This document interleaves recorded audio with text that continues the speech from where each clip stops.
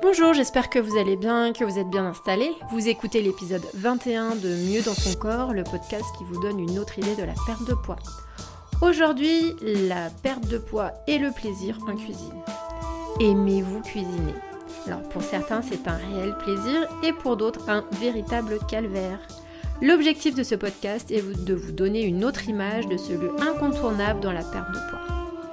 Je suis Élise Alliot, naturopathe diététicienne. Sur ce podcast, je vous donne chaque semaine des pistes pour perdre vos rondeurs sans frustration. Après vous avoir donné des éléments clés sur la dite bonne alimentation, je vous propose aujourd'hui d'aborder la cuisine et le fait de cuisiner.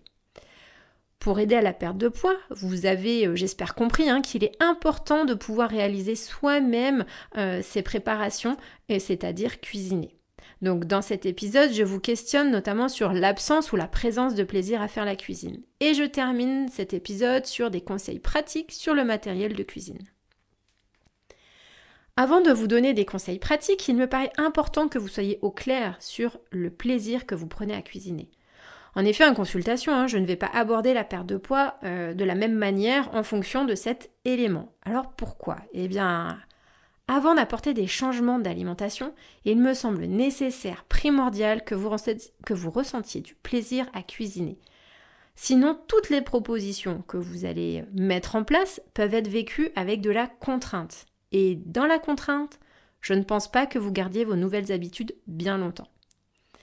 Alors, peut-être que vous êtes déjà au clair, si c'est un plaisir ou non, j'imagine que oui. La réponse peut être aussi entre les deux. Cela peut être « j'ai plaisir à cuisiner mais pour les autres ou pour une grande occasion ». J'ai plaisir à cuisiner mais pas la cuisine de tous les jours. Ou j'aime cuisiner quand je sais quoi cuisiner. Je dirais en fait qu'il y a autant de réponses que d'individus. Alors, une fois que vous êtes au clair sur la présence ou non de plaisir à cuisiner, je vous invite à regarder ce qui vous provoque un déplaisir à cuisiner. Ça peut être un manque d'idées, un manque de temps, l'absence d'aide, la présence de fatigue, etc., etc. Pareil, les réponses à cette question sont très variées. En fonction de vos différentes réponses, en consultation, on va ensuite discuter. Et l'objectif de cette discussion, ça va être de trouver les réponses qui vous conviennent. Et oui, parce qu'à chaque personne, il y a sa situation et son vécu. Cela n'implique pas la même chose lorsqu'on vit seul avec des enfants, ou en couple avec des enfants. Donc par exemple, pour le manque d'idées, vous pouvez vous inspirer de sites, de blogs, trouver des recettes, des astuces d'organisation. Et il y a aussi des livres et applications. Pour le manque de temps, j'aime beaucoup parler de batch cooking. Ça vous donne à la fois des idées et ça vous aide dans votre organisation. Si c'est la fatigue ou le manque d'aide, on regarde la faisabilité, la logistique, l'organisation de différentes possibilités. L'objectif est que ces différents changements puissent être mis en place rapidement, dans la joie, avec plaisir et bonne humeur. Alors mon rôle, ma responsabilité, va être de vous proposer des adaptations réalisables à votre situation et à votre vécu. Par contre, votre rôle, la responsabilité du consultant va être d'expérimenter et d'essayer. Alors parfois, même l'envie d'essayer peut être absente. Donc, ce qu'on fait en consultation, c'est qu'on va regarder ensemble ce qu'il peut y avoir derrière. Mais je n'irai pas plus loin dans mes conseils. Alors oui, pourquoi ? Mais pour moi, il est indispensable que toutes ces expérimentations ou ces changements se réalisent dans l'envie et avec plaisir. Donc voilà une étape importante à prendre en compte dans votre souhait de perdre du poids, c'est la place du plaisir en cuisine.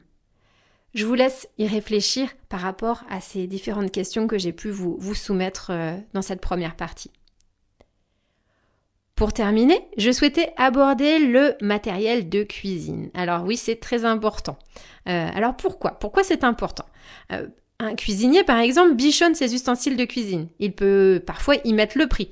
L'objectif de ce cuisinier va être d'avoir plaisir à cuisiner, à être efficace et que le résultat soit aussi beau et bon. C'est pareil à la maison. Alors personnellement, je m'agace très vite. Si un couteau ne coupe pas ou si un couteau coupe mal, si je dois éplucher 3 fois le même endroit pour une carotte ou une pomme de terre, je vais vite m'agacer.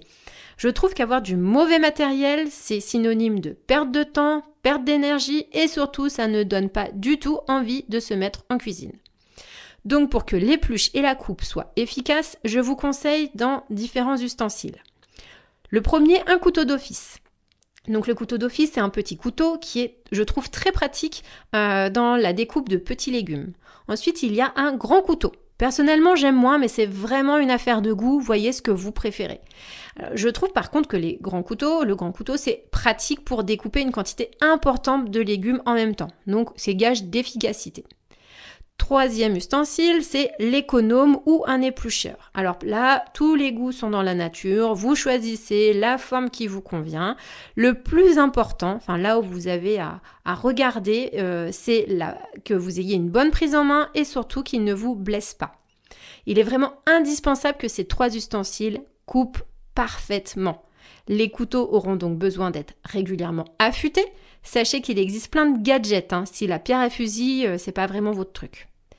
Et le dernier ustensile, ce sont les planches à découper. Grandes, petites, moyennes. L'objectif, c'est que la découpe ne soit plus un moment désagréable parce que fastidieux et long. Et c'est tout. Donc un couteau d'office, un grand couteau, un économe et des planches à découper. Donc en résumé, pour que la perte de poids soit aussi un plaisir, il est important de regarder l'absence ou la présence de plaisir en cuisine. Et le choix d'un bon matériel de découpe et d'épluche est un excellent début pour rendre la transformation des légumes beaucoup plus agréable. Je souhaite vraiment que cet épisode vous ait donné envie de trouver du plaisir en cuisine. Sachez que je propose des séances de coaching à domicile pour vous accompagner et vous faciliter la place du plaisir en cuisine. Je vous remercie de m'avoir écouté et j'attends avec impatience vos retours et commentaires. Pour que ce podcast vive, likez, mettez 5 étoiles ou vous pouvez le partager. Je vous souhaite une très belle journée et je vous dis à très vite pour le prochain épisode de Mieux dans son corps, le podcast qui vous donne une autre idée de la perte de poids.